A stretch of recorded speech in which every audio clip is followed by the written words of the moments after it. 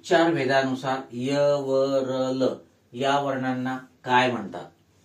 स्वर, अर्धस्वर, अर्धव्यंजन, संयुक्त वर्ण.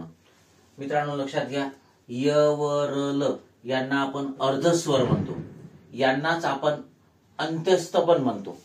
ठीक आहे. यांना अर्धस्वर का म्हणायचं य व र ल ला? तर यांचे उच्चार काही प्रमाणात स्वरांसारखे आहेत. य जे आहे या य चा उच्चार ऱ्स्व किंवा दीर्घ ई सारखा आहे. व चा उच्चार ऱ्स्व किंवा दीर्घ उ सारखा आहे. र चा उच्चार रू या स्वरासारखा आहे. तर ल चा उच्चार लृ या स्वरासारखा आहे.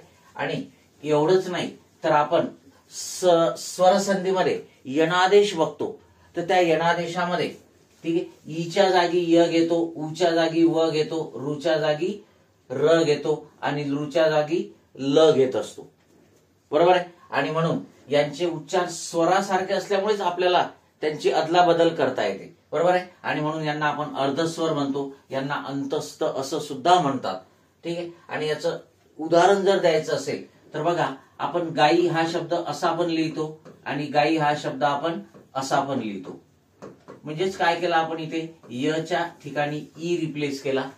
ठीक आहे. कारण त्याचा उच्चार ई सारखा आहे आणि म्हणून स्वरांसारखे यांचे उच्चार आहेत आणि म्हणून यांना आपण अर्धस्वर म्हणतो.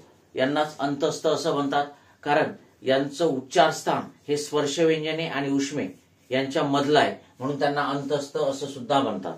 आणि मित्रांनो पुन्हा एक गोष्ट लक्षात घ्या की य व र ल असाच त्याचा योग्य क्रम आहे. ठीक. काही ठिकाणी असं य र ल व असं लिहिलेलं असते, पण तो त्याचा योग्य क्रम नाही. आयोगाने हा प्रश्न विचारलेला आहे आणि याचा योग्य क्रम विचारलेला आहे. तो योग्य क्रम य व र ल असाच आहे, कारण ई, उ, रू आणि लृ असा तो स्वरांचा क्रम येतो आणि त्यानुसार हे ठीक आहे अरेंज केलेले आहे.